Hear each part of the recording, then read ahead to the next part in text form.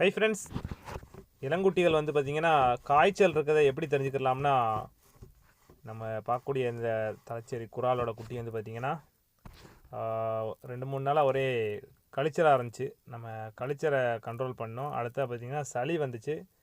சளி வந்ததோட இப்போ பார்த்திங்கன்னா காய்ச்சல் ஆயிடுச்சு. காய்ச்சல் வந்துச்சுன்னா குட்டிங்க சரியாக பால் குடிக்காது.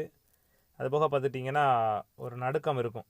நம்ம எப்போதுமே பார்த்திங்கன்னா பண்ணையில் குட்டிகளுக்காகவே இந்த பேராசிட்டமாலில் உள்ள 100 mgயாக இருக்கட்டும், அல்லது 150 mgயாக இருக்கட்டும், இல்லை 120 இந்த மாதிரி பேராசிட்டமால் டானிக் வாங்கி வச்சுக்கிருவோம். எப்போதுமே இந்த மாதிரி டானிக்கு இதுபோல் ஸ்ட்ரிஞ்சில் நார்மலாக இந்த மாதிரி குட்டிகளுக்கு ஒரு 3 மில்லி, கொஞ்சம் கூடின காய்ச்சலாக இருந்தால் ஒரு 4 மில்லி 5 மில்லி வரைக்கும் 6 மில்லி வரைக்கும் கொடுக்கலாம்.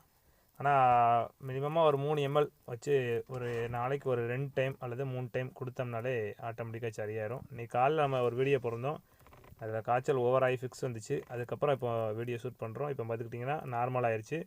இப்போ ஆட்டோமேட்டிக்காக பால் நல்ல முறையில் குடிக்க ஆரம்பிச்சிருச்சு. நம்ம இந்த இளங்குட்டிகளை வளர்க்கும் போது ஏதாவது ஒன்றை நம்ம சரியாக கவனிக்காமல் விட்டோம்னா அது குட்டிகளுக்கு இறப்புக்கு காரணமாயிடும். அதனால் குட்டிகளை கொஞ்சம் பாதுகாப்பாக வச்சுக்கணும்.